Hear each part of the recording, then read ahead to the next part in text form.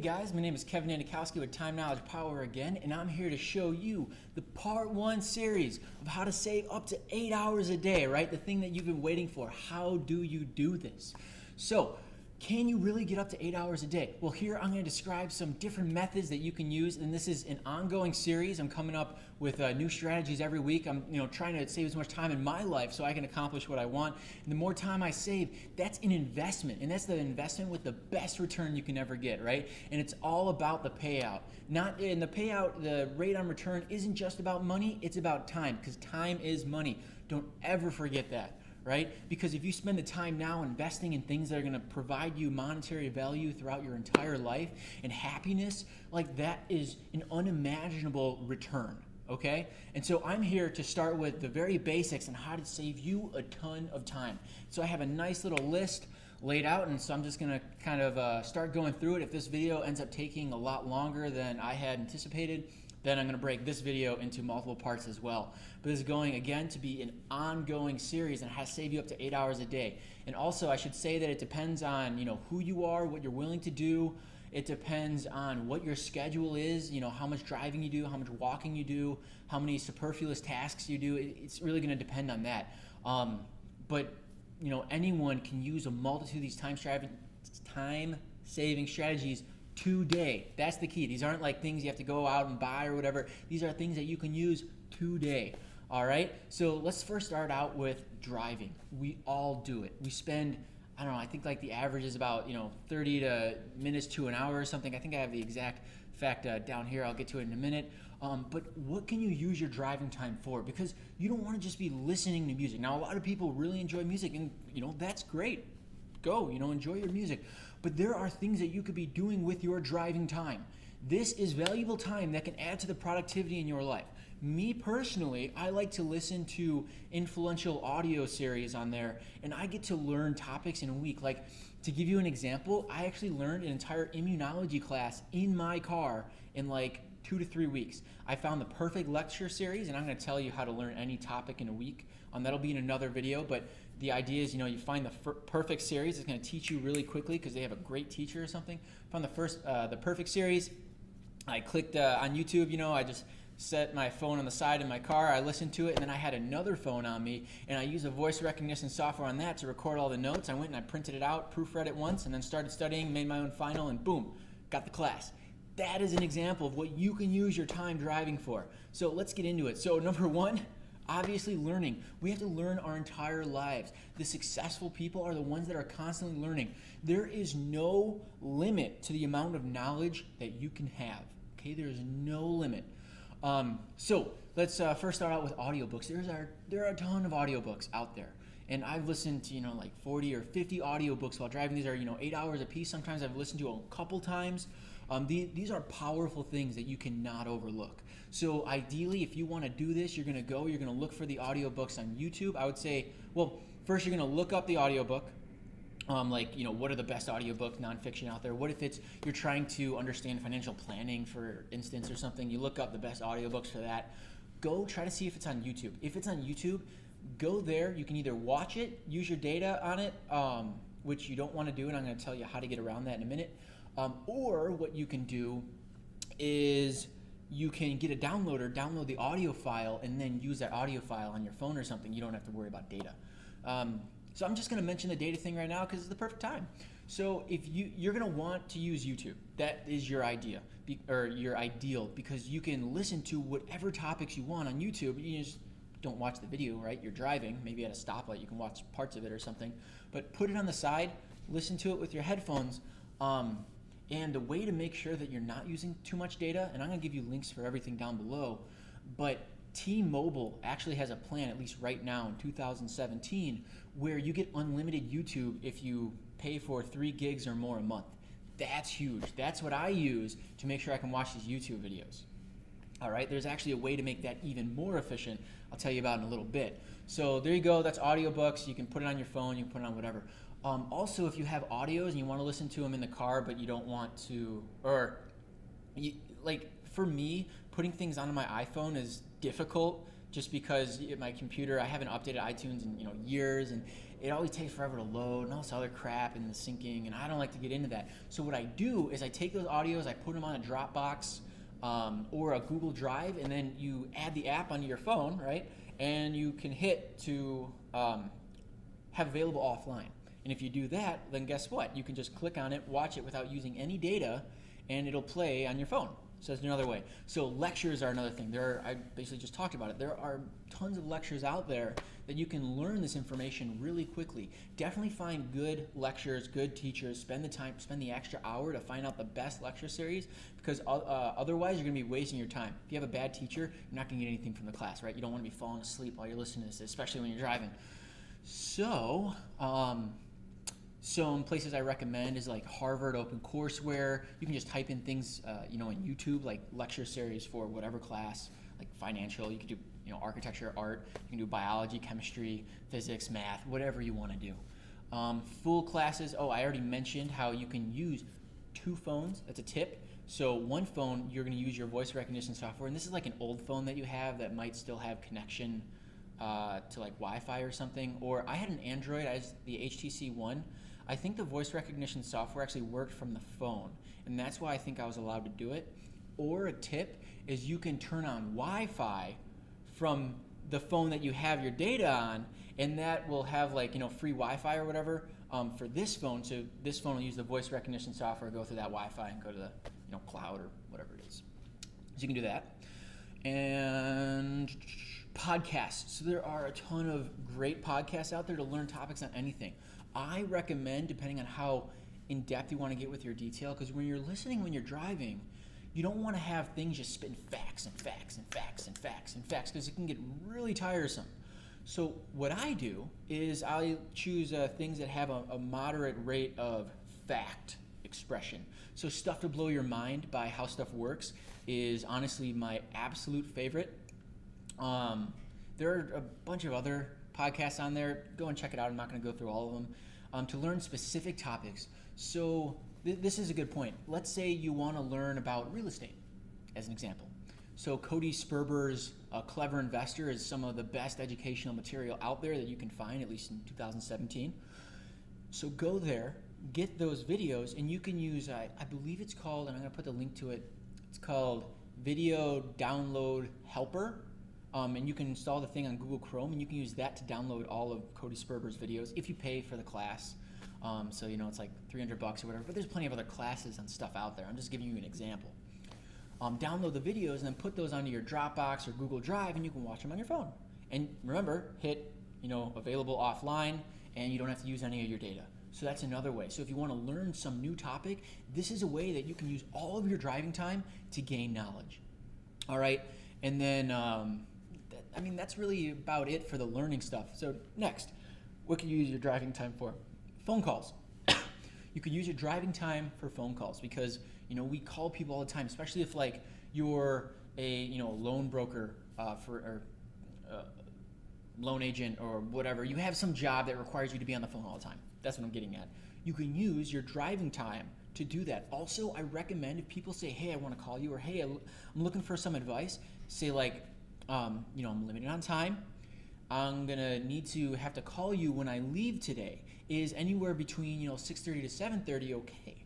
So like I work in Chicago, so that's usually what I do. I say, hey, I'm leaving about 7:30. Can I call you around there sometime? So I'm using my driving time to answer them, to help them. They are happy that I'm helping them out. Or I might be calling, some seller trying to sell a house or something on my way home. That's another thing that you could do. So phone calls. So if you're driving, you have a lot of ideas going on, right? Because you're a hardcore entrepreneur, you're coming out with genius, lucrative money-making ideas all the time. So what else what do you do with that? You can do one of two things. One is you can have actually a clipboard. I have a clipboard in my car with a piece of paper and a pen, and I write things down, because it's really difficult if you don't have a clipboard beyond it, because then you're like on your lap and stuff. You don't want to be looking down and trying to drive at the same time. It's really bad. So you can use a clipboard, or you can actually use your phone voice recognition software in a Google Doc. That's what I do. I have a Google Doc open of just like ideas, and it's just like this huge template of ideas that I come up with while I'm driving. That's another thing. You could study in the car with note cards. I mean, ideally, you want to make sure these note cards are simple enough where you can just glance down. You don't have to worry about getting into an accident or anything. And remember that if you have to mentally stop listening to whatever material it is because there's a really busy road or something, then do it. It's not worth the time, or it's not worth that extra 2 minutes of listening to something you could have rewound and getting into an accident. So remember that. Don't advocate for bad driving, but these are just things that you can do. You could practice your speech. So speech on what?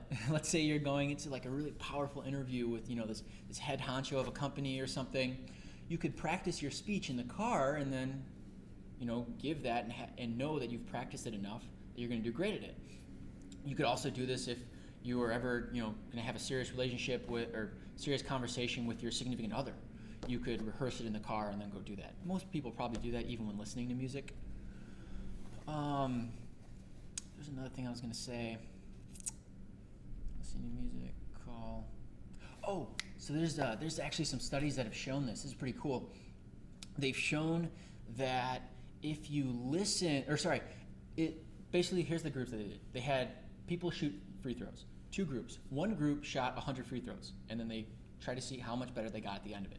The other group shot 50 free throws, mentally thought of shooting 53 free throws, and then went out and threw 50 free throws. It's really hard to say. Anyways, at the end of it, what they find is that their scores at the end are basically the same. And they've replicated this not with just free throws, but a multitude of different things. So if you start thinking about doing some task you have to do, like playing a piano solo, for instance, you can rehearse it again and again and again in the car, and that's actually going to get you to, at least the research is showing, like a 50% rate. So you're going to basically cut down a lot of practice that you would have to do outside of the car. Cut down a lot of practice you have to do outside of the car and in person. So that's another benefit. Let's see. Eating. I always eat my breakfast and lunch and dinner or whatever in the mornings. Well, not just the mornings, but whatever time those are for. So you can eat in the car. Most people do that, but it's obvious. Just note that. Exercise. So this is kind of funny, but what you can do if you want is you can hit cruise control. I recommend cruise control as well because if you're somebody that likes to go and drive really fast, speed, it's best to use cruise control so you can control that. But anyways, you'll realize if you get a ticket that you should be using it. But what you can do is, you can flex your glutes while you're driving. You can flex your core while you're driving. You can flex your upper back while you're driving. So if you use cruise control, you can lift your legs so you get your hip flexors while you're driving. So I don't know, it's a small way to work on that. Actually, posture is really important. If you are driving, it's best to try to have the proper posture, which means that your upper back is pulled tight so you have a big chest, right? Because everybody wants a big chest. Doesn't matter if you're a female or a male or whatever it is. Everyone wants a bigger chest. But you're not strong if you walk around like this, right? You just look like a bizarre ape. You want to have a strong upper back so then your chest, whatever you have there, looks bigger and it looks more confident. People like to see that, and that's going to give you power and presence when you walk into a room and such. I have more videos on how to gain presence and so on and so forth in certain situations, etc. So exercise, can reduce my driving time. Ask yourself how you can reduce your driving time, because let's say you drive a couple hours a day. Well, how about just not drive a couple hours a day? Well, you're like, how do I do that? The way you're going to do it is, let's say, perfect example is for myself. So I drive to Chicago all the time. So that means that the traffic is horrible, right? It can be up to, an hour and a half, 2 hours sometimes. So what I do is I leave really early in the morning, like 5 a.m. And by leaving at 5 a.m., my driving time, instead of an hour and a half, I can cut it down to 35 minutes. That's just by leaving early. So I'm going the same distance, but I'm leaving early. So when you think about how to use time efficiently in certain areas, you need to also be thinking, how can I reduce that? Let's say you walk more each day, and I'm going to get into walking actually next, but I have to park 10 minutes from the place that I work at. So what I did is I bought a scooter. And I'm not talking like an electric scooter. I'm talking about, like a kick scooter. And so I use that scooter, and it saves me about 15 minutes a day, taking into account, both ways, or round trip. So that's another way. Like if you're walking a lot, how do you reduce that? If you are driving a lot, how do you reduce that? Leaving earlier, avoiding traffic times, etc. So that's helpful. So let's talk about walking now. So you can implement a lot of these strategies when you're walking, but on top of that, you can do more because you have two hands, right? You have two hands while you're walking. So this allows you to catch up on texting if you want, because ideally you don't want to text and drive. That's actually why, so I do text and drive, but I don't use my fingers to text. I just hit the voice button and I text. Everyone knows that I use the voice recognition software like all the time. So if there's like little typos or whatever, I'm just like, sound it out, figure it out, right? They're smart enough to know what I'm saying. So it takes a little bit more, I guess, work on their part, but they're fine. It saves you time in the end, and that's what's important. Your time is more valuable than money. I mean, there is a value to your time, but remember, your time is your most valuable asset. You can't get it back. If you do things right, you can get as much money as you want, but you can't get time back. So writing ideas, I guess, as well, hands-free. Oh, you can study your notes or take notes while you're walking. So actually what I do is I like to study while walking, so I'll go on a treadmill and I'll kind of like prop up the stuff on the treadmill, like my notes, or I will walk around a track and I'll have my notes on the side, and so I'll be studying those notes while I'm walking. Also, it's gonna boost the activity in your brain. It's gonna help you entrance or elaboratively encode that information. So that's another powerful thing, or a powerful reason on why to actually study when you're driving. Sorry, we're talking about walking. Study when you're walking. Ask yourself how you can reduce your walking. We already talked about that, how you can use a scooter or whatever other method you want. I don't know if anyone remembers those Heelys. I used to get Heelys thinking that would save me some time. And I mean, this was years ago, right? Heelys kind of disappeared ever since. But it helped. It just like put a lot of strain on like my knees and stuff. I didn't like it. But anyways, so the last one, or the last main topic we're going to talk about is working out. So for running, what do you listen to while you run? Do you listen to music? Maybe you can listen to some motivational videos. If you listen to motivational videos, that's actually a form of productivity, because when you want to go out and motivate other people, you want to make them feel good. You want to help them get their goals and their accomplishments. If you're listening to these motivational videos, it's going to boost your running times, because right, you're like running faster, you get more into it. They tell you some really motivational shit. And so you can then repeat that to other people. So you're actually learning this motivational stuff while you're running. So that's one way. You can use some audiobooks. So audiobooks, when I'm running, it helps me kind of void all of everything around me kind of disappears when I listen to the right audiobook. I found Malcolm Gladwell's audiobooks are the best. They're really interesting. Talks how you can basically thin slice people and kind of get like the appropriate first impression of them that's actually pretty accurate later on. They did studies, and Malcolm Gladwell mentions it. And he talks about how, doctors in the first minute, they really have all the information they need. Anything after that really isn't that necessary. And that's just like one book out of the, I don't know, he's made 6 really powerful books. I've only listened to 5.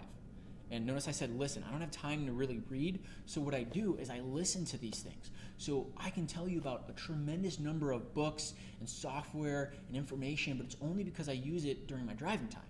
That's where I do my learning, and that's kind of like my meditation. You can try to meditate when you're driving. That's a little bit more dangerous. You got to figure out what works best for you, because it's kind of difficult to meditate while you're driving. But you can work on clearing your mind. That's another thing. Reduce your stress in your life, right? It's powerful. Help clear your mind so you can properly articulate your words when you really do need to use them. There's some great lecture series out there that are pretty interesting to listen to while you're running, such as Dr. Bloom, Yale Psychology 2007 open course, where he is actually pretty hilarious. So I'm not going to tell any of his jokes, but I would definitely check out him if you're looking to learn some classes while you're running, and Psychology 101 happens to be one that you're interested in learning. Walking is a form of working out. So everything I said for walking, again, is applicable for working out, depending on what kind of workouts we're thinking here. Because everyone has a lot of people have their weightlifting workouts, their running workouts, their just moving workouts, their flexibility workouts, etc. So you got to kind of work and figure out what is going to work best for you, because what works best for me doesn't necessarily work best for you. ask yourself about how you can shorten the workout.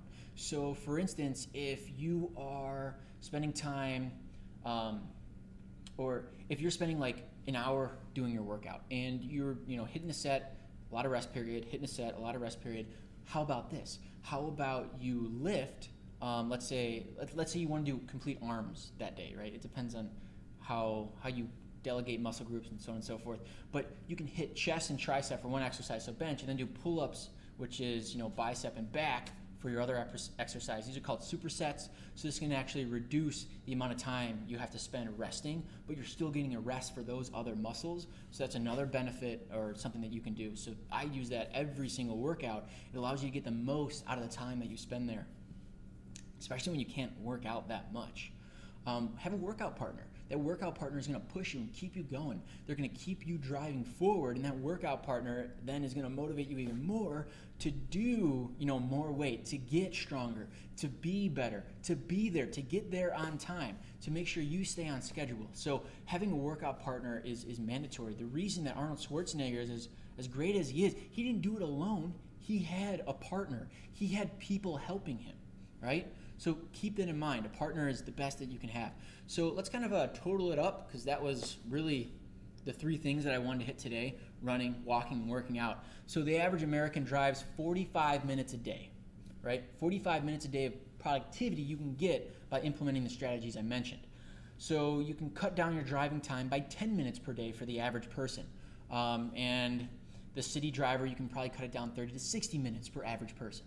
So waking up early is another thing. We're actually going to do a video on that, but if you wake up early, you can get another 30 to 60 minutes per day, and that's referring to if you're going to leave earlier, then you're waking up earlier, and that really gives you more time because you're not sleeping in as much when you really don't need as much sleep as you might be getting.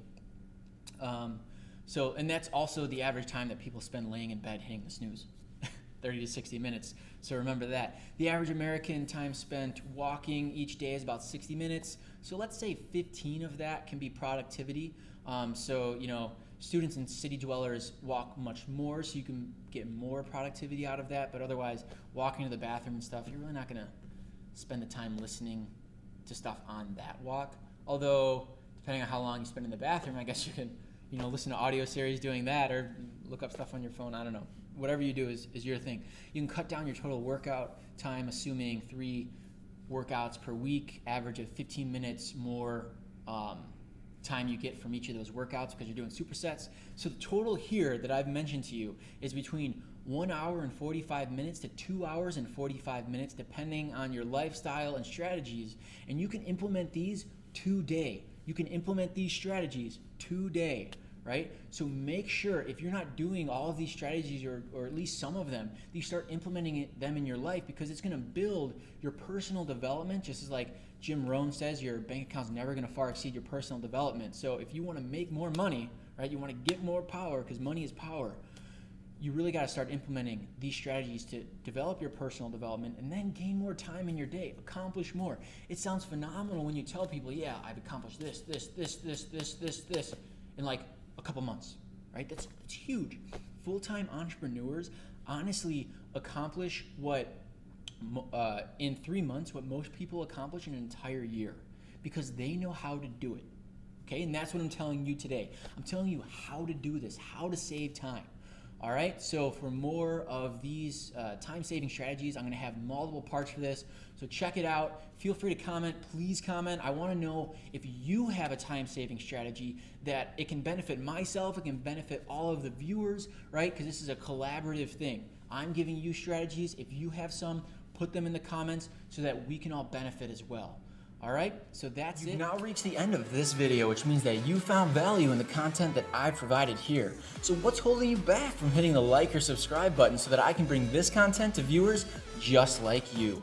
Did you know that when you like a video, it actually goes into a neat little playlist? Perfect for referencing information later on.